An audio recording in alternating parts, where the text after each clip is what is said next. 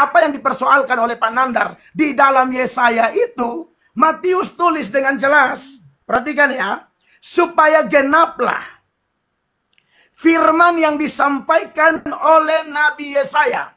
Jadi dalam konteks Kristen, Pak, kalau penggenapan dari sebuah nubuatan itu harus clear, harus jelas, tidak bisa abu-abu lalu pakai kata Ibrani, Yunani. Aduh, bagi kami tidak terlalu pengaruh dengan Ibrani, Yunani, Pak. Kami tahu dalam terjemahan bahasa Indonesia pasti ada kurang. Tapi tidak mungkin dalam hal doktrinal. Itu tidak mungkin. Karena Tuhan adalah sumber segala bahasa. Bagi kami Yunani, Ibrani bagus. Kalau ada yang kuasai itu silakan. Tapi Kristen tidak selalu apa-apa Ibrani. Dalam arti yang diseberangkan dari Ibrani ke Indonesia atau Yunani ke Indonesia.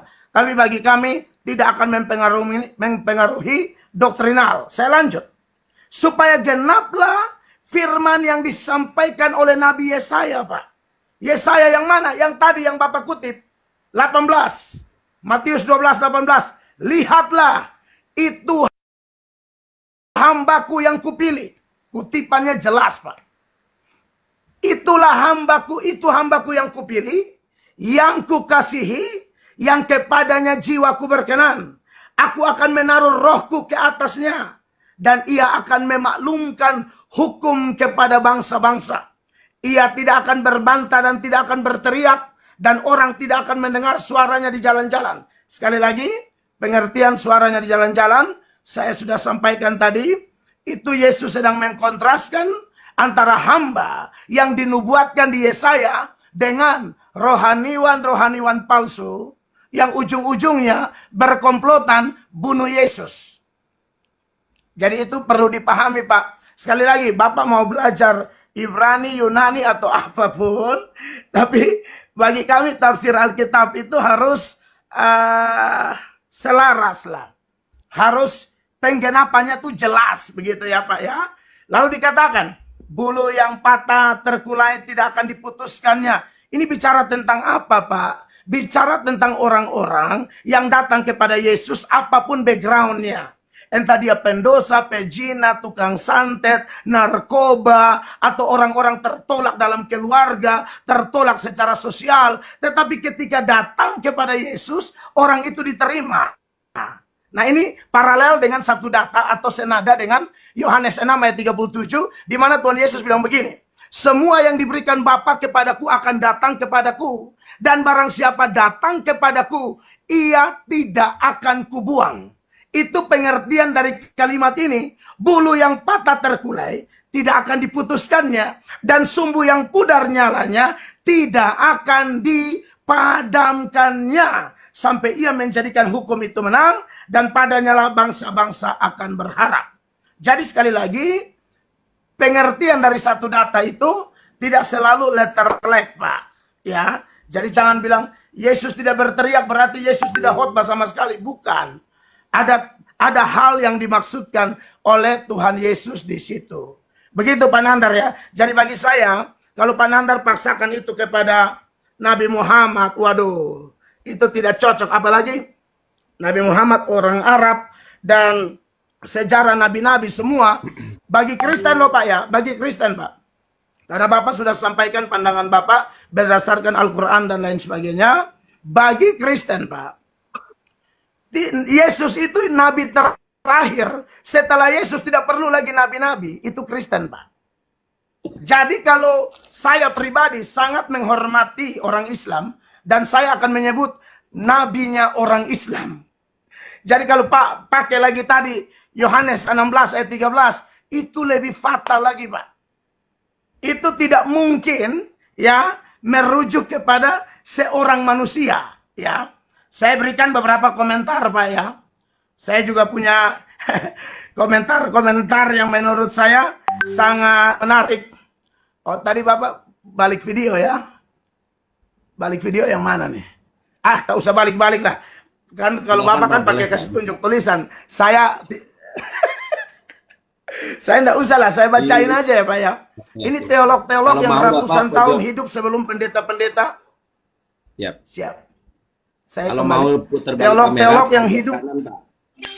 Kalau mau pojok putar kanan. balik kamera, pojok kiri, pojok kanan bawah ada gerigi 3 dipencet. Siap. Siap, siap. Kalau mau ya. Oke, nanti aja. Siap, siap. Siap. Jadi begini Pak, kalau tadi Bapak bilang Roh Kudus, Bapak bilang bentuknya apa? Feminim. Iya. Yang di Yohanes 16:13. Feminim. Enggak, yang Saya yang tidak tahu Kejadian Bapak ambil 1. tafsiran dari mana. Kejadian Tapi 1, bagi Pak. kami itu Kejadian 1. Kejadian 1. Tidak, kita fokus Kejadian kepada 1. data yang Bapak pilih.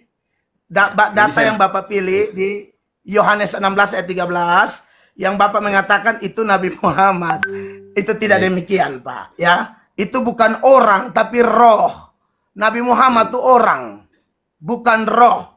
Ya. Baik. Nah, kalau begitu bicara tentang Roh Kudus yang dinubuatkan itu, seorang teolog namanya William Hendrickson mengatakan bahwa sekalipun kata untuk roh, khusus teks itu ya, Yohanes 16 ayat 13, sekalipun kata untuk roh dalam bahasa aslinya ada dalam bentuk netral. Jadi dalam Yunani itu tidak hanya maskulin feminim, Pak, tapi ada netral. Ya, sekali lagi, sekalipun kata untuk roh dalam bahasa aslinya ada dalam bentuk netral, tetapi kata ganti orang yang menunjuk kepada roh ini ada dalam bentuk laki-laki, ya, maskulin bukan feminim. Seperti yang Bapak bilang tadi, tapi itu merujuk Kejadian ya. Saya tidak mau lari ke Kejadian, saya fokus yang Bapak kutip. Jadi jelaslah bahwa Roh Kudus dianggap sebagai seorang pribadi. Jadi kalaupun bentuknya maskulin, itu tidak berarti dia harus keluar wujud laki-laki. Tetapi dalam teks Yunani itu punya pengertian bahwa kalau itu roh, maka merujuk bahwa roh itu pribadi. Pribadi itu punya perasaan, punya pikiran, punya kehendak. Ya, tidak harus punya tubuh. Jadi Pak, jadi kalau Bapak bilang itu Muhammad, aduh itu salah besar Pak. Bagi kami, Muhammad hanya ada di Al-Quran Pak. Di Alkitab seluruh Kejadian sampai Wahyu tidak ada Muhammad. Ya, Muhammad Nabi orang Islam hanya ada di Al-Quran. Yesus tidak pernah menubuatkan tentang Muhammad dalam Alkitab. Kalau dalam Al-Quran sudah pasti itu jelas. Tapi kalau Bapak paksakan ke sini saya tidak mengerti lagi. Yang berikut Pak, ini saya langsung tanya nanti Bapak tanggapi. Saya kadang-kadang bingung dengan teman-teman seperti Pak Nandar dan kawan-kawan yang selalu mengatakan Alkitab sudah dipalsukan. Ya, Injil sudah dipalsukan. Bahkan tadi waktu Bapak balik, tadi saya lihat ada satu buku, apa tuh? Dokumen pemalsuan Alkitab. Tunjukkan dulu Pak judulnya. Ada buku di situ tadi. Wah ini lihat, dokumen pemalsuan Alkitab. Berarti memang Pak Nandar dan tim buku, Pak. ini, ya. Saya juga lagi nulis buku ini. Saya juga lagi nulis buku. Sedap. Ya. Oke, jadi gini Pak, maksud saya gini loh, kok bapak-bapak ini kok selalu berusaha membuktikan bahwa Alkitab kami palsu. Tapi kenapa ya bapak-bapak masih paksakan dari yang palsu ini, bapak-bapak kutip lalu seperti butuh dukungan dari kitab yang palsu ini Pak. Seperti tadi Bapak kutip Yohanes 16 ayat 13 lalu menyatakan itu Nabi Muhammad. Loh, kalau memang kitab suci kami palsu, kenapa lagi Pak harus kutip dari Alkitab? Menurut saya, itu kami sudah terbiasa mendengar itu dan pasti kami menolaknya. Karena faktanya bukan begitu. Tetapi yang kami persoalkan, kok Alkitab selalu dibilang sudah dipalsukan, sudah dipalsukan, sudah dipalsukan. Tapi kawan-kawan ini seperti standar ganda. Satu sisi mengatakan kitab suci kami palsu, tapi di sisi lain membutuhkan data dari yang palsu ini untuk mendukung kebenaran pada iman Anda. Ini tidak masuk di akal, Pak. Harusnya kalau palsu digeser, Pak. Fokus Al-Quran yang asli gitu loh. Itu Ya, baik, bagi saya begitu, Pak. Oh, Silakan. Silakan, silakan, lanjut. Baik. Ya, saya akan tanggapi semuanya. Sayangnya kita nggak pakai moderator, Pak ya. Jadi ini waktunya Ya, ini makanya bingung juga. makanya saya bilang ini Pak di mes aja biar waktu saya kelihatan, waktu Bapak kelihatan. Diterima mesnya biar teman-teman tahu waktu saya berbicara berapa menit. Kita ngomongnya 5 menit aja. Itu timer, Pak. PK itu timer juga. Terima aja. Saya bertanggung jawab bahwa itu bukan bukan ngehack atau bukan apa. Justru itu bagus. Oke, lanjut, Pak. Nah, udah gitu. Nah, itu ada waktu, Pak, ya. Tapi karena Lanjut, tadi Pak, Bapak lanjut. ngomongnya sudah banyak, saya juga nanti 2 kali timer ya. Sama banyak Kita loh, Pak. berdua aja. Sama banyak. Iya, sama banyak, Pak. Ya, makanya kita tidak terikat itu ya. Saya akan jelaskan secara universal. Baik. Oke, lanjut. Saya akan tanggapi dari awal tuh yang Yesaya 42, Pak. Ya. Yesaya 42 atau saya akan tanggapi dulu yang terakhir nih. Kenapa kami mengutip Alkitab? Katanya kitab palsu. Begini, Pak. Islam itu percaya di dalam Al-Qur'an bahwa Allah pernah menurunkan kitab suci kepada Musa, Torah namanya, kepada Yesus, Injil namanya. Iya kan? Dan Alkitab ini memang sudah dipalsukan. Al-Quran juga mengatakan, Quran surat Al-Baqarah ayat 79. Fawailul lilladzina yaktubunal kitaba biaidihim tsumma yaquluna hadza min indillah. Kecelakaan besarlah bagi orang-orang yang telah menulis Alkitab dengan tangan-tangan mereka sendiri, lalu mereka mengatakan ini dari Allah, tapi bukan dari Allah. Itu yang pertama. Lalu yang kedua, pertanyaan Bapak, kenapa kami kutip Alkitab? Islam itu sudah terbukti benar, Pak. Kalau menurut observasi, eksperimen dan observasi saya ya, Islam itu sudah terbukti benar. Dalilnya mana? Quran surat As-Saff ayat ke-8. Huwallahul ladzi arsala rasulahu bil huda wa dinil haqqi liyudhhirahu 'ala dini kullih walau karihal musyrikun. Dialah Allah yang telah mengutus Nabi Muhammad dengan membawa petunjuk, wa dinil haqqi, dan agama yang benar. Liyudhhirahu 'ala dini kullih, dengan petunjuk dan agama yang benar ini akan dimenangkan atas semua agama. Walau karihal musyrikun, walaupun orang-orang musyrik tidak menyukainya. Nah, Nabi Muhammad pernah ada sahabatnya itu membawa Torah, Pak. Sahabatnya itu membawa Torah. Terus dia minta pendapat nih kepada Nabi Muhammad. Ya Rasulullah, aku ini ada orang Yahudi nih. Kalau bahasa kitanya mau menginjili nih, mau mentaurati ya. Kata Rasulullah, jangan engkau benarkan, jangan engkau dustakan, Pak. Ingat kata Rasulullah, jangan engkau benarkan, jangan engkau dustakan. Tetapi katakan kami, ya, kata Rasulullah, jangan engkau benarkan, jangan engkau dustakan. Tetapi katakan kami beriman bahwa Allah pernah menurunkan kitab-kitab sebelum Nabi Muhammad, yaitu kepada Musa, kepada Yesus. Kenapa Nabi Muhammad kemudian tidak boleh membenarkan, tidak boleh mendustakan? Karena satu hal. Boleh jadi yang disampaikan oleh orang Yahudi itu sesuai dengan Quran. Makanya patokannya tadi 2. Taraktu fikum amroini, kutinggalkan 2 perkara, kalian tidak akan pernah tersesat selama-lamanya selama berpegang kepada 2 perkara itu, yaitu Al-Quran dan Sunnah.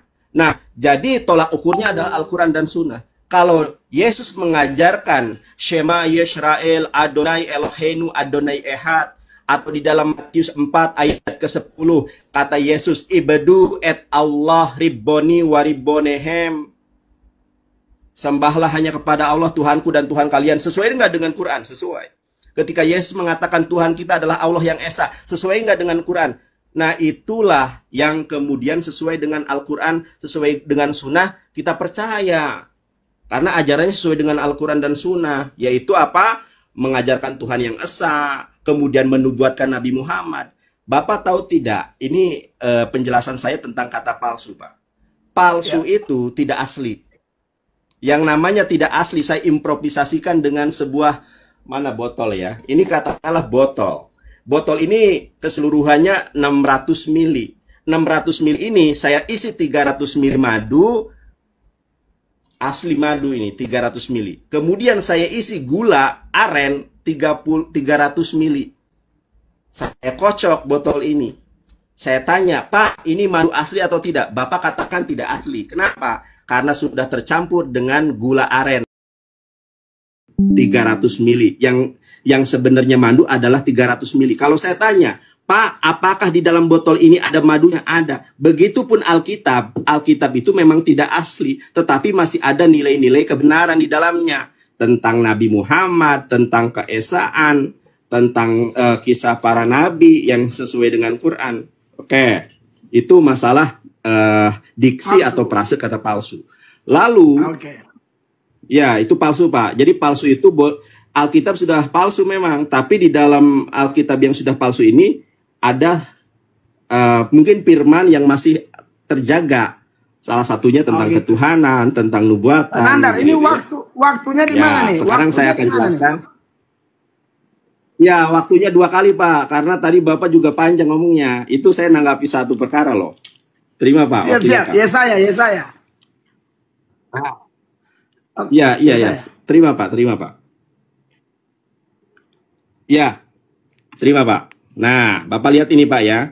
Yesaya 42 itu tidak mungkin digenapi oleh Yesus. Kalau Bapak mengatakan itu tafsiran Islam, ini tafsiran Yonatan Nandar, Pak. Kalau kita objektif mengatakan ini tafsiran, maka Yesaya 42 ayat ke-1 dan seterusnya itu kitab orang Yahudi. Tidak pernah ada kitab orang Yahudi di dalam Targum, di dalam Misnah, di dalam Midras yang mengatakan Yesaya 42 ayat 1 dan seterusnya untuk Yesus. Nggak ada, Pak. Jadi sama-sama kita menafsir, Pak. Nah, itu tidak tergenapi oleh Yesus. Kenapa? Karena Yesus berteriak, Pak. Saya bacakan di dalam bahasa Yunaninya ya. Veri the ten en nasen oran anebosen ho Yesus pon, Pak. Phone megale. Yesus mengatakan pone. Megale. Megale itu besar, Pak. Pon, dia berteriak dengan suara kencang. Legoi, Eli, Eli, lama sabaktani. Ternyata Yesus pernah berteriak dengan kencang, Pak. Bahkan di dalam bahasa Yunaninya, ini pentingnya untuk mempelajari bahasa original teks Alkitab. Di sini dikatakan apa? Pone, megale, legon, Eli, Eli, lama sabaktani. Ternyata Yesus berteriak, Pak. Sedangkan Yesaya 42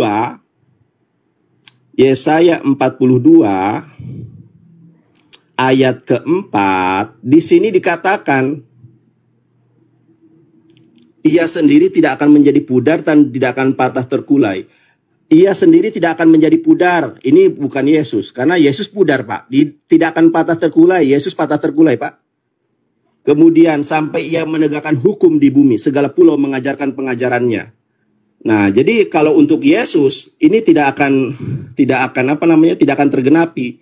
Kemudian di ayat ketiganya juga sama. Buluh yang patah terkulai tidak akan diputuskannya. Dan sumbu yang pudar nyalanya tidak akan dipadamkannya. Tetapi dengan setia ia akan menyatakan hukum. Yesus hukumnya tidak tergenapi. Kemudian tadi Bapak mengutip Yohanes, Pak. Kenapa Matius. Saya sampaikan itu adalah Nabi Muhammad? Ya, kenapa, Pak? Saya kutip Matius, Pak. Yang ini dulu, Pak. Ya, kalau Bapak periksa, coba lihat di dalam Matius itu tulisannya tidak sama persis dengan Yesaya 42, Pak. Nah, Yohanes 16 ayat ke-12. Dari sini saja sudah tertolak, Pak. Ntar ya, Pak ya. Nanti saya tanggapi itu. Yohanes ya, 16 boleh, ayat 12 boleh, nanti saya jelaskan. Ya, boleh, Pak. Sekarang nanti saya bertanya, saya belum bertanya nih. Masih banyak hal yang harus kukatakan kepadamu, tetapi sekarang kamu belum dapat menanggungnya. Ya. Nah, di dalam bahasa Ibraninya, di sini dikatakan, Od rabot yesli lehagit lahem. Kata Yesus, banyak hal yang harus kukatakan kepada kalian. Ella seatem ainehem yeholim lashet jot ahsyab. Tetapi sekarang kalian belum dapat menanggungnya. Nah, pertanyaan saya, kita lihat di sini, Pak. Pertanyaannya, Pak. Tetapi apabila ia datang, yaitu roh kebenaran, ia akan memimpin kamu ke dalam seluruh kebenaran. saya lihat, saya berdiskusi dengan para debater atau polemikus Kristen, Pak ya, banyak yang menginterpretasikan bahwa ini Roh Kudus. Saya katakan itu, ya sebentar Pak ya. Pasti saya tanggapi Pak, sabar Pak ya. Tetapi apabila ia datang yaitu Roh kebenaran, ia akan memimpin ke dalam seluruh kebenaran. Kebenaran apa? Orang Katolik dan Protestan aja konsep ketuhanannya berbeda. Baptis saja ada baptis percik, ada baptis selam, ada baptis roh. Kemudian konsep keselamatan ada Lutheran, ada Calvinisme. Jadi seluruh kebenaran apa yang dipimpin kalau ini adalah Roh Kudus? Nanti Pak, nanti Bapak tanggapi ya, dicatat ya. Kemudian di sini dikatakan sebab ia tidak akan berkata-kata dari dirinya sendiri, tetapi segala sesuatu yang didengarnya itulah yang dikatakannya. Ini Roh Kudus itu adalah, menurut saya Pak, nanti tolong koreksi ya. Roh Kudus itu adalah Tuhan tertinggi di dalam Kristen Pak. Kalau saya amati Pak ya, nanti Bapak sanggah ya. Nah di dalam ini Pak. Nah Pak, di Markus 3 ayat 29, tetapi apabila seorang menghujat Roh Kudus, ia tidak akan mendapat ampun selama-lamanya, melainkan bersalah karena berbuat dosa kekal. Lukas 12 nomor 10, setiap orang yang mengatakan sesuatu melawan anak manusia, ia akan diampuni. Tetapi barang siapa yang menghujat Roh Kudus, ia tidak akan diampuni. Roh Kudus ini adalah Tuhan tertinggi di dalam Kristen. Kalau menghujat Yesus sebagai anak manusia tidak diampuni, diampuni. Tapi kalau menghujat Roh Kudus, tidak akan diampuni. Masalahnya, mana ada Tuhan untuk berkata dari dirinya sendiri tidak mampu, Pak.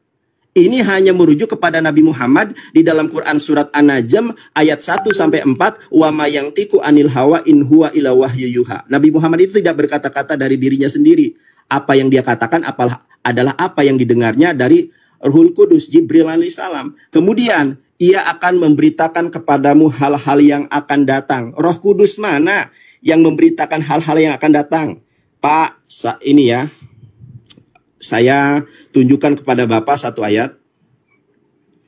Sedangkan syarat diutusnya Roh kebenaran itu adalah Yesus harus pergi, Pak. Yohanes 16 ayat ke-7. Kalau Roh Kudus, Bapak lihat Yohanes 20 ayat 22. Dan sesudah berkata demikian, ia menghembusi mereka dan berkata, terimalah Roh Kudus. Jadi kalau tafsir dari Yohanes 16 ayat ke-12 dan 13 adalah Roh Kudus, gagal total. Kenapa gagal total? Karena Roh Kudus Roh kebenaran datangnya, Yesus harus pergi terlebih dahulu. Sementara Roh Kudus sudah dihembuskan sebelum Yesus pergi. Di dalam Yohanes 20 ayat 22, Bapak lihat nih. Dan sesudah berkata demikian, ya, ia menghembusi mereka dengan Roh Kudus. Nah, pertanyaan saya tolong dijawab Pak ya. Tetapi apabila ia datang, yaitu ia akan memimpin ke dalam seluruh kebenaran. Kebenaran apa yang dipimpin? Ia tidak akan berkata-kata dari dirinya sendiri. Katanya Roh Kudus adalah roh pemimpin, penghibur dan lain sebagainya. Tetapi untuk berkata dari dirinya sendiri tidak sanggup. Kemudian ia akan memberitakan hal-hal yang akan datang kepada kalian. Hal-hal yang akan datang kepada kalian apa yang kemudian dinyatakan oleh Roh Kudus. Kemudian di dalam, baik sudah, itu saya dulu dah. Nanti kita ulang lagi. Udah makan waktu banyak. Ya sudah. Oke. Siap, Pak Nandar. 5 Pak, waktunya Pak. Tadi saya 2 putaran 5 menit. Nah, nanti Bapak juga 2 putaran 5 menit kalau misalnya belum cukup. Ya, Pak Nandar. Jadi sekali lagi saya tegaskan bahwa kami menghormati orang Islam. Kami menghormati semua ajaran Islam. Tapi kalau Pak Nandar sebagai katakanlah seorang debater Islam yang mau berkali-kali memaksakan bahwa Muhammad nabinya orang Islam, junjungan agungnya orang Islam itu ada di Alkitab, itu jelas-jelas tidak ada, sama sekali tidak ada. Saya buktikan dengan satu data, nanti semua data yang Bapak kutip tentang dosa menghujat Roh Kudus, lalu apa? Biar tahu timernya, kan kalau itu ada timernya. Baik. Diterima Pak. Nah, Bapak perhatikan ya. Jadi kami menghormati orang Islam dengan semua unsur-unsur orang Islam. Tetapi kalau ada klaim yang mengatakan seperti Pak Nandar tadi sudah bicara banyak dengan sejumlah dalil yang mengatakan bahwa Muhammad nabinya orang Islam itu ada dinubuatkan di Alkitab, sama sekali tidak ada.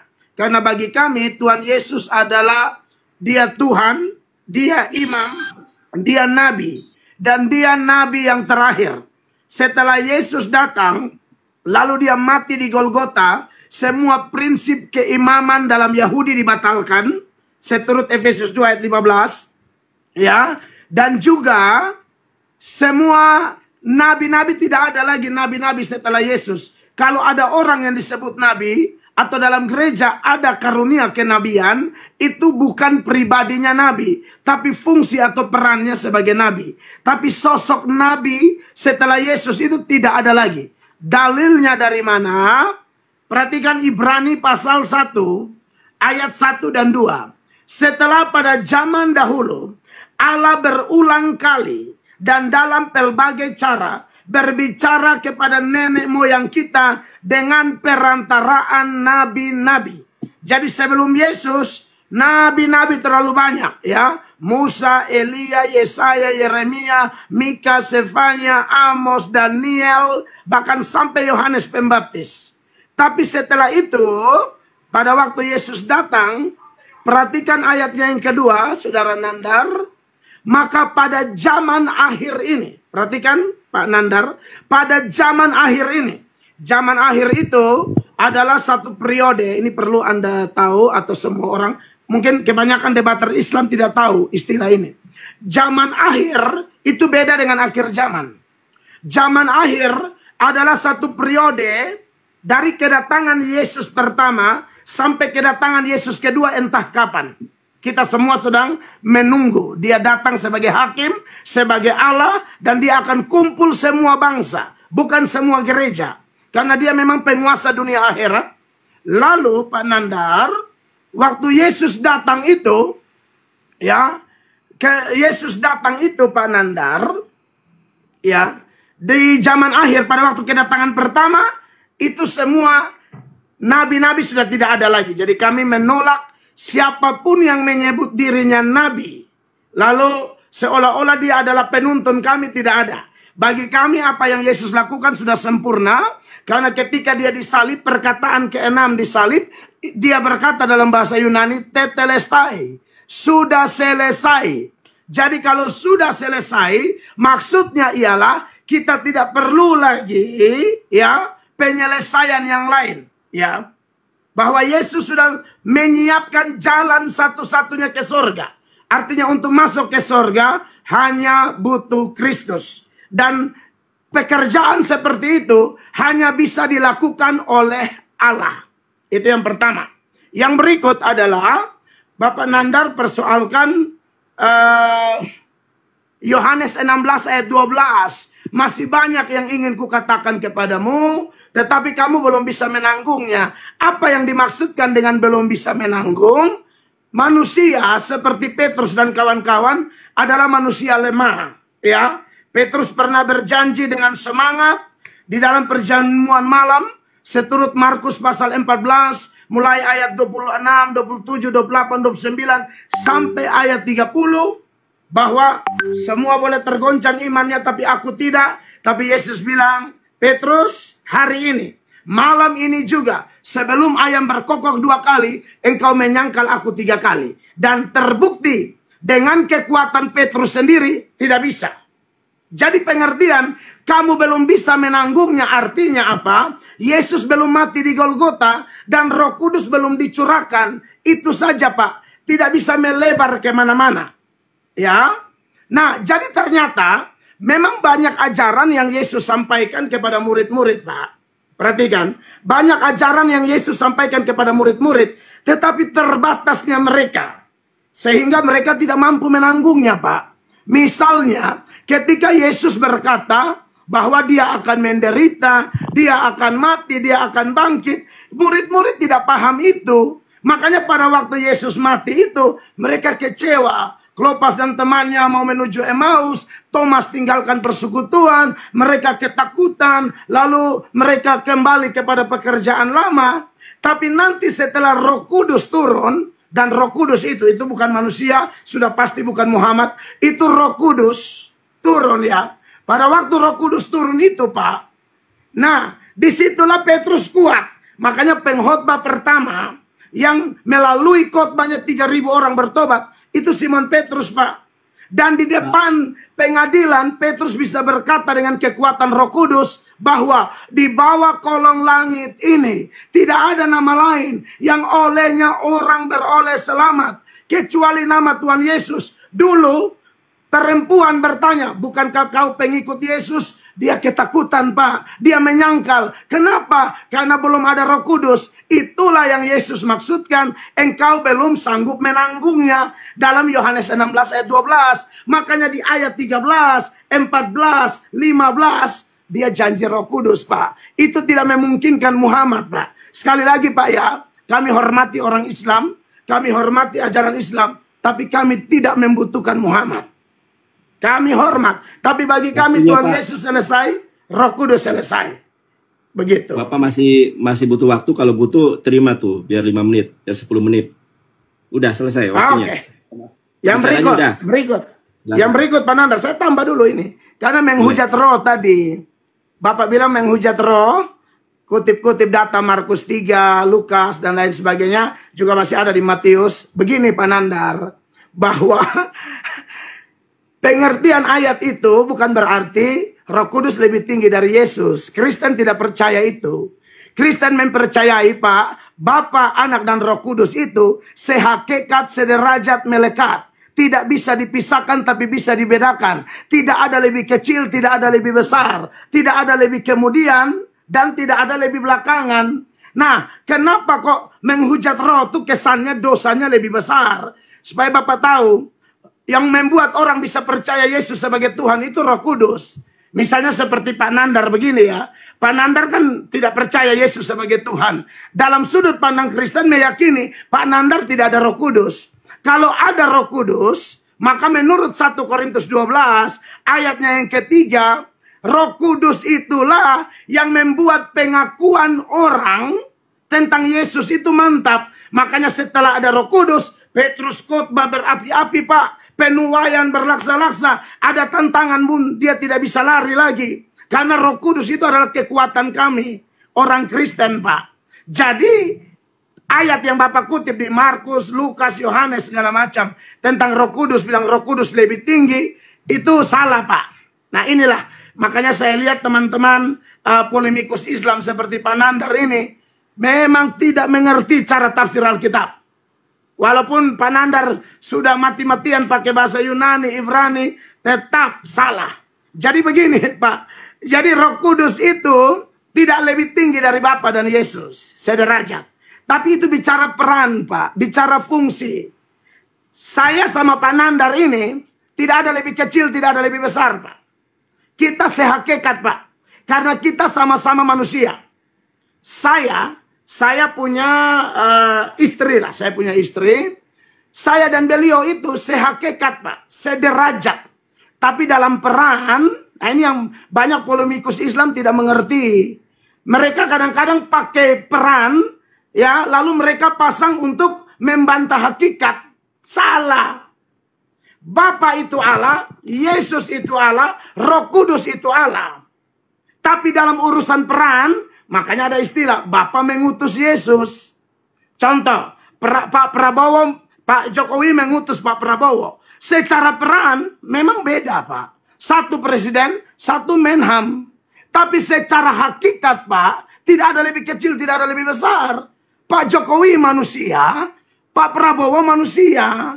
Jadi pada waktu Bapak utus Yesus, Bapak dan Yesus utus Roh Kudus, itu hanya masalah fungsi di situ. Secara hakikat, sehakikat, sederajat, melekat. Dan ingat, doktrin Kristen ini yang sering dikatakan oleh orang-orang tertentu tidak masuk akal. Kata siapa tidak masuk akal? Ini melampaui akal Pak. Bukan tidak masuk akal. Lari lewat akal. Lucu kalau Tuhan kok masuk akal. Saya ngeri-ngeri sedap kalau orang bilang Tuhanku masuk akal. Kecil amat Tuhan lu. Tuhan kita melampaui akal. Begitu Pak Nandar. Jadi Eh, jadi pesan saya adalah buat teman-teman polemikus Islam ya yang suka belajar Alkitab, saya melihat dan aduh saya kasihan bahwa Anda ini kutip-kutip Alkitab ternyata tafsirannya tidak paham sama sekali. Hanya menang di hafal ayat. Nah kalau hafal ayat mah gampang Pak. Semua bisa hafal ayat. Sebenarnya kalau saya nih mau ada waktu belajar hafal ayat Al-Quran, saya yakin bisa. Hanya masalahnya saya ini tidak ada waktu dan saya ini pegang prinsip Pak Nandar. Kami melarang, saya baptis orang Islam kemarin banyak Pak. Saya melarang mereka mengotak-atik Al-Quran Pak. Tidak boleh. Ingat, dalam Kristen kami sangat menghargai orang. Jadi bukan hanya dalam Islam ada ayat suruh mengasihi orang Pak. Kami suruh doakan orang beda agama, berbuat baik kepada orang beda agama. Maka dari itu saudara-saudara mantan Muslim, mantan Islam yang saya baptis itu, saya bilang fokus belajar Alkitab. Jangan kayak mu'alaf itu, saya bilang. Mereka sudah jadi Islam, bukannya fokus belajar Al-Quran, malah cari-cari kesalahan Alkitab. Dan memang sungguh mati ngawur. Dan jujur aja, termasuk Pak Nandar saya anggap ngawur. Makasih Pak. Ya, baik 10 menit. Oke, sekarang saya ya Pak ya. Oke, ini saya sangat berterima kasih nih ya pada Bapak Pendeta Melatok. Pak Pendeta Melatok, timernya diterima biar tahu nih netizen waktu kita berapa lama nih berbicara ya. Pak Nandar, ini saya nih bingung dengan teman-teman di live. Ini semua melarang saya menerima. Ini saya tidak mengerti kenapa. Nah, itu mereka biar kalau saya ngomong nggak ada timernya. Nanti di cut gitu kan. Kalau ada timernya kan jelas. Ya sudah. Bapak ngomong, saya lihat dari waktu sini. Waktu saya jam 10 lewat 5 saya kasih stop. Baik. Silakan. Oke ya. Yang pertama, Bapak rupanya melewatkan 1 Korintus 4 ayat ke-6. Siap, 1 Korintus 4 ayat 6. 1 Korintus 4 ayat ke-6. Bapak belum baca tuh. Jangan melampaui, ya baik. Jangan melampaui apa yang ada tertulis. Tadi Bapak mengatakan Bapak dan Yesus itu setara. Tidak ada Bapak lebih besar daripada Yesus. Itu dalilnya dari mana? Utusan tidak lebih. Sebentar Pak, ini saya waktu berbicara Pak ya. Utusan katanya. Kata Bapak dan Yesus itu setara. Tidak ada ayat yang mengatakan Bapak lebih besar. Itu semuanya sama. Ini asumsi Pak. Karena ayat Alkitab mengatakan, nih Pak, Yohanes 13 ayat ke-16. Aku berkata kepadamu, ini perkataan Yesus loh.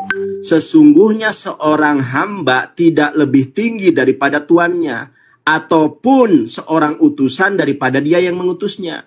Yesus dengan jelas mengatakan bahwa dia tidak lebih tinggi daripada pengutusnya. Kok Bapak bisa mengatakan bahwa Yesus sama derajatnya dengan Bapak? Sedangkan Yesus sendiri mengatakan tidak sama. Kata Bapak, Yesus dan Bapak tidak ada yang lebih tinggi, tidak ada yang lebih awal. Ayat Alkitab, Yesus mengatakan bahwa seorang utusan tidak lebih tinggi daripada yang mengutusnya. 1. Kemudian tadi Bapak mengatakan, ya, Bapak mengatakan bahwa tidak ada yang lebih besar. Yesus dan Bapak itu adalah sama besarnya. Dari mana? Yesus sendiri mengatakan, sebab Bapakku lebih besar daripada aku. Tidak ada seorang pun yang lebih besar daripada Bapa. Adakah engkau lebih besar daripada Bapak Abraham? Tidak ada Pak. Nih, kalau kita lihat nih, tidak ada seorang pun yang lebih besar daripada Bapak. Kok bisa Bapak mengatakan bahwa Yesus dan Bapak itu sama? Bapak tidak lebih besar daripada Yesus. Dasarnya apa Bapak mengatakan demikian? Saya tanya. Atas dasar apa Bapak mengatakan bahwa Yesus tidak derajatnya sama dengan Bapa, sementara di dalam Bible sendiri Yesus mengatakan bahwa Bapa itu lebih besar daripada Yesus dan utusan itu lebih tinggi daripada utusan itu tidak lebih tinggi daripada yang mengutusnya. Yesus adalah seorang hamba, tidak lebih tinggi daripada tuannya, Pak. Itu yang pertama. Lalu yang kedua, tadi saya terlewatkan membahas Alkitab palsu, Pak. Saya tunjukkan, inilah pentingnya para pendeta menguasai bahasa Ibrani, Yunani sebagai bahasa asli dari original teks, Pak. Saya punya data ini, Pak. Saya punya data dari Katolik, Injil menurut Markus. Pengarang sesungguhnya dari Injil ini seperti juga dengan pengarang ketiga Injil lainnya tidak kita ketahui. Ini data bukan dari Islam, Pak ya. Ini objektif dari agama Katolik, Pak. Ini namanya Tafsir Perjanjian Baru yang mengeluarkan adalah penerbit Katolik Indonesia. Benar enggak? Menurut Quran surat Al-Baqarah ayat ke-79 Alkitab Bapak sudah palsu. Saya tunjukkan, Pak, buktinya, Pak ya. Saya nggak mau berbohong, saya tunjukkan kepada Bapak. Saya punya Alkitab. Saya akan tunjukkan, bahkan sudah saya catat, Pak. Sudah saya catat nih ayat-ayat yang kosong dalam Alkitab. Yang pertama, Matius 17 ya. Matius 17 ayat 21 itu kosong, Pak. Di dalam Alkitab versi terjemahan dunia baru kosong ini. Tetapi kenapa di dalam LAI ada tambahan kurung kurawal? Ini ada ayatnya, Pak. Nah, kita lihat nih. Saya punya Alkitab original teks, Pak. Ini dari Kodek Vatikanus, Pak. The Greek New Testament. Benar nggak ada di dalam Matius 17 ayat 21? Ini adalah bahasa Yunani, tertulis di sini kata Mation ya, Matius. Pasal 17 ayat 21, Pak. Bapak lihat di sini. Ini ayat 20 nih, Pak. Kita urut ya, ayat 20 ke bawah, lihat. Ternyata langsung ke 22, Pak. Nggak ada ayat 21, Pak. Perhatikan, ini kata Matius, dari ayat ke-20 tidak ada ayat 21. Kenapa? Ternyata ayat 21 itu adalah tambahan dari bapak-bapak gereja. Oke, saya tunjukkan datanya. Sekarang biar gede ya. Itu tadi 3 versi Alkitab sudah saya hadirkan. 1 menit saja, Pak. Iya, ya. Tadi Bapak lebih, Pak. Nanti makanya saya lebih suka kalau ditampilkan. Ya, ini saya kasih lebih malah. Ya, nanti saya lebihkan, Pak. Nih, Pak. Coba Bapak perhatikan, Pak ya. Matius 17 ayat ke-21. Ternyata tambahan, Pak. Jenis ini tidak dapat diusir kecuali nanti Bapak juga kalau oke. Tadi kan saya waktunya baru 5 menit kan, Pak ya. Bapak tadi 10 menit. Jadi 5 menit lagi. Nah, jenis ini tidak dapat diusir kecuali dengan berdoa dan berpuasa. Di dalam bahasa Yunaninya, di dalam Injil berbahasa original teks Yunani nggak ada. Matius 17 ayat 21. Di dalam Alkitab LAI ini ternyata ada tambahannya. Ini dari mana? Ternyata saya menduga ini, Pak. Ayat dugaan saya. Karena kamu kurang percaya, sebab aku berkata kepadamu, sesungguhnya sekiranya kamu mempunyai iman sebiji sawi, jika kamu sesawi saja kamu dapat berkata kepada gunung ini, pindah dari tempat ini ke sana, maka gunung ini akan pindah dan tak ada yang mustahil bagimu. Saya menduga kenapa bapak-bapak gereja menambahkan ayat 21, karena tidak ada satu orang Kristen pun yang sanggup memindahkan gunung, Pak. Padahal untuk memindahkan gunung hanya perlu iman sebiji sawi. Bapak pendeta yang imannya segede gunung nggak bisa mindahin gunung. Ya, kalau mindahin gunung, kalau mindahin gunung di waktu malam sama-sama kita bisa, Pak. Kita lihat, Pak ya. Sekarang tafsirannya. Sebentar, Pak. Ya. Baik, Pak. Oke, tafsirannya, Pak. Kita lihat tafsirannya, Pak. Nih, tafsiran Alkitab dari Yerusalem. Ayat ini tidak asli dalam Matius, tetapi diambil dari Markus 9:29 dengan ditambah dan berpuasa, Pak. Makanya Al-Quran itu adalah satu-satunya kitab yang asli, Pak. Nih, satu ayat saja saya tampilkan. Di dalam ada 2 ayat, Pak. Bonus ya. Waktu saya 10 menit, Pak. Tadi baru 5 menit. Kalau Al-Quran, Pak, sebentar, Pak. Kalau Al-Quran terjaga keasliannya, di mana itu? Di dalam Al-Quran surat Al-Hijr ayat 9. Inna nahnu nazzalna dzikra wa inna lahu lahafizun. Allah lah yang menurunkan Quran, Pak. Allah juga yang menjaganya. Allah menjaga Quran bukan dengan manuskrip, bukan dengan kodek, bukan dengan autografa, bukan. Tetapi Allah menjaga Quran dengan human software, dengan hafalan. Miliaran orang yang hafal Quran, Pak. Quran surat Al-Hijr ayat ke-9. Makanya saya ambil sebuah Analogi, seandainya di dunia ini semua kitab suci agama hilang, baik aplikasinya, manuskripnya, kodeksnya, mushafnya hilang, maka satu-satunya kitab yang akan lestari hanya Quran, Pak. Karena Al-Quran terjaga dengan human software. Bukan hanya terjaga, Pak. Bapak catat Quran surat Al-Baqarah ayat ke-23. Allah Subhanahu wa taala berfirman, "Wa in kuntum fi raibin mimma nazzalna ala abdina fa'tu bi suratin min mislihi wad'u syuhada'akum min dunillahi in kuntum shadiqin." Artinya apa? Dan seandainya kalian ragu terhadap Al-Quran yang diwahyukan olehku kepada Muhammad, buatlah satu surat seperti Quran, Pak. Semenjak ayat ini diturunkan sampai dengan zaman teknologi yang canggih sekarang ini, tidak ada orang yang mampu membuat satu surat seperti Quran. Padahal surat terpendek dalam Quran itu 3 ayat. Inna a'tainakal kautsar wal ashri innal insana lafi husrin. Itu ayat-ayat yang hanya surat-surat yang hanya 3 ayat. Di ayat ke-24-nya Allah berfirman, fa'ilam taf'alu walang taf'alu fatakun narul lati waquduhan nas wal hijarah u'idat lil kafirin. Pasti kalian tidak akan dapat membuatnya. Kalau kalian tidak akan dapat membuatnya, jagalah dirimu dan keluargamu dari api neraka yang bahan bakarnya adalah orang-orang kafir dan batu. Di dalam Quran surat 17 ayat ke-88, seandainya manusia berisi bahu-membahu, bersinergi dengan Beelzebul, dengan Lucifer, dengan jin untuk membuat satu surat seperti Quran, tidak akan bisa, Pak. Al-Quran ini adalah mukjizat yang sungguh nyata. Terjaga keautentisitasannya. Sedangkan kitab Bapak, mau saya tunjukkan ayat-ayat yang ditambah dan dikosongkan? Terima kasih, Pak. Mudah-mudahan menjadi berkat buat Bapak Pendeta Mel Atok. Boleh kiranya Bapak Pendeta Mel Atok suatu saat dijamah Tuhan. Ditangkap Tuhan, dipilih, dan dipulihkan menjadi pribadi yang terlahir baru, manusia baru dalam kebenaran iman dan 10 Islam. menit nih, udah 10. Silahkan, sekarang Bapak. Saya? Boleh. Waduh, mantap nih ayat-ayat Al-Quran. Oh, mantap dong. Jadi begini.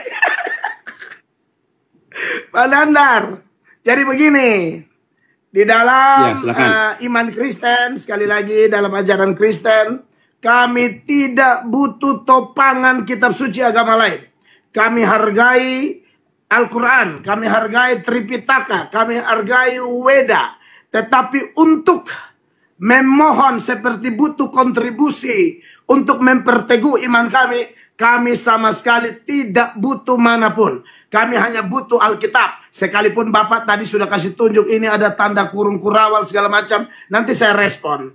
Tetapi saya mulai dulu dari persoalan Bapak tidak setuju dengan statement saya yang mengatakan bahwa Bapa, Anak, dan Roh Kudus itu sehakikat, sederajat, melekat, tidak bisa dipisahkan, tapi bisa dibedakan. Tidak ada lebih kecil, tidak ada lebih besar, tidak ada lebih dahulu, tidak ada lebih kemudian. Yang saya soroti di situ sudah jelas bicara tentang natur kealahan. Karena dalam iman Kristen, kami percaya Bapa itu Allah, Roh Kudus itu Allah, Yesus itu Allah. Hanya masalahnya Yesus itu sebelum menjelma, Pak, sebelum menjelma pada hari Natal, Yesus itu Allah saja. Satu pribadi dengan satu natur. Oke, setelah menjelma, Natal dan seterusnya, sampai hari ini, sampai kiamat, sampai selama-lamanya, Yesus itu adalah satu pribadi, dua natur, Pak. Ada natur kealahan, ada natur kemanusiaan. Makanya ada data mengatakan dia anak Allah, ada data mengatakan dia anak manusia. Dan ini pun sekali lagi hanya bisa dipahami oleh orang yang percaya Yesus. Karena kekristenan mempercayai bahwa iman mendahului pengertian, Pak. Bukan pengertian mendahului iman. Beriman, orang percaya Yesus dimeteraikan dengan Roh Kudus. Maka Roh Kudus yang akan membawa dia kepada pengertian demi pengertian. Kita tidak mengatakan statement ini untuk mematahkan semangat orang belajar, Pak. Kami semua belajar, tetapi kami mulai dengan mana? Beriman dulu. Beriman, baru Tuhan akan bantu kami ketika kami belajar Alkitab, kami dengar pemimpin-pemimpin rohani berkhotbah. Di situ kami mempercayai ada kuasa yang lebih dari sekedar upaya manusia untuk belajar, yaitu kuasa ilahi, kuasa Roh Kudus. Yang tadi Bapak bilang Nabi Muhammad itu bukan, itu roh. Itu pribadi ketiga dari Allah Tritunggal. Nah, ayat-ayat yang Bapak kutip seperti Yesus berkata, Bapa lebih besar daripada aku diutus oleh Bapa, atau biasa juga ayat lain mungkin Bapak lupa biasanya dikutip oleh polemikus Islam, yaitu Matius 24 ayat 36 tentang hari dan saat itu tidak seorang pun tahu, malaikat pun tidak, anak pun tidak. Itu sering dipakai, itu kuno, Pak. Itu bicara dalam konteks dia sebagai manusia, dalam naturnya sebagai Allah. Allah itu tidak bisa berhenti jadi Allah, Pak. Allah kalau berhenti jadi Allah, wah itu bukan Allah dong. Waktu Yesus menjelma menjadi manusia, kealahannya tidak hilang. Yesus menjelma menjadi manusia itu bukan seperti nasi jadi bubur, Pak. Kalau nasi jadi bubur, Pak bilang apa? Nggak, maksudnya tadi kan saya bilang 1 Korintus 4 ayat ke-6, jangan melampaui atas apa yang tertulis. Di mana ayatnya yang mengatakan Yesus dan Bapa itu setara? Silakan. Siap, saya kasih tunjuk. Filipi 2 ayatnya yang ke-6. Mantap Pak Nandar, kalau masuk-masuk begitu bagus tuh. Filipi 2 ada dong ayatnya, masa nggak ada sih Pak? Filipi 2 ayat 6. Ingat ya, kami percaya semua firman. Orang lain tidak percaya, itu urusan orang lain. Urusan kami kan kami percaya. Fondasi kami kitab suci. Ada tertulis, Pak. Yang walaupun dalam rupa Allah. Itu Yesus, Pak. Yang walaupun dalam rupa Allah. Oke. Dia ada dalam keadaan dia betul-betul dia Allah. Tidak menganggap kesetaraan dengan Allah. Kesetaraan dengan Allah itu sebagai milik yang harus dipertahankan, melainkan telah mengosongkan dirinya, ya, pakai kata kenoo atau kenosis, di mana Yesus itu berinisiatif, ya, tidak memakai kealahannya, sekalipun kealahannya tidak mungkin mati, karena Allah tidak mungkin mati, tapi Yesus mengosongkan dirinya, dia menambahkan kemanusiaan pada dirinya, kealahannya tidak mati, Pak. Jadi setiap data yang Bapak kutip, yang seolah-olah Yesus bilang, aku lebih kecil, aku tidak tahu, Yesus lapar, Yesus tidur, Yesus berdarah-darah, Yesus mati, itu semua kemanusiaan, Pak. Ya, jadi bukan tidak ada dalil, Pak, datanya jelas. Bahkan Ibrani pasal 1 ayat 9, Allah Bapa panggil Yesus Allah, Pak. Sudah pernah itu? Saya baca ya, Pak ya. Ya, Nandar tidak akui Yesus Allah. Di mana itu? Ibrani 1 ayat 8 dan 9. Coba dibaca. Ibrani 1. Iya. Saya yakin ini polemikus Islam banyak tidak tahu. Biar saya kasih tahu. Begini, Pak. Kalau Bapak tolak Yesus Allah, tidak ada masalah, nggak penting. Tapi Bapak di sorga, Allah Bapak mengakui anaknya itu Allah, Pak. Perhatikan ayatnya. Tetapi tentang anak di sini Allah besar Tuhan Yesus. Tetapi tentang Yesus, ia Bapa berkata, tahtamu ya Allah. Bapa panggil anak Allah. Tetap untuk seterusnya dan selamanya. Dan tongkat kerajaanmu adalah tongkat kebenaran. Ayat 9. Keadilan mu telah mengurapi engkau dan seterusnya. Ayat 10. Ini masih Bapa bicara tentang Yesus. Dan pada mulanya ya Tuhan. Bapa panggil Yesus Tuhan. Pada mulanya ya Tuhan. Engkau telah meletakkan dasar bumi. Dan langit adalah buatan tanganmu. Dan memang Tuhan Yesus itu pencipta langit dan bumi, Pak. Kalau dia hanya nabi biasa, tidak mungkin dia menciptakan langit dan bumi. Tidak ada satupun yang bisa jadi dari semua yang jadi, termasuk Pak Nandar sebenarnya. Tapi Pak Nandar tolak dia sih. Waktunya Pak. Kalau terima. Waktunya Pak. Makanya lebih baik pakai mes. Kenapa? Kelihatan waktunya Pak. Ini nggak berdampak apa-apa kalau mes belum, itu Pak. Masih 3 menit. Belum. Makanya Masih itu 3 menit. diterima aja Pak. diterima aja Masih biar 3 menit. kelihatan timernya. Tunggu. Masih Ya. 3 menit. Saya jelaskan dulu. 3 menit. Iya. Pak Nandar, dengar. Jadi Yesus itu pencipta, Pak. Yohanes 1 ayat 3 itu, ya senada dengan Ibrani pasal 1 ayat 8, 9, dan 10 itu. Dikatakan segala sesuatu dijadikan oleh Dia. Ya. Dan tanpa Dia tidak ada suatu pun yang telah jadi dari segala yang telah dijadikan. Pak Nandar. Jadi Yesus itu Allah.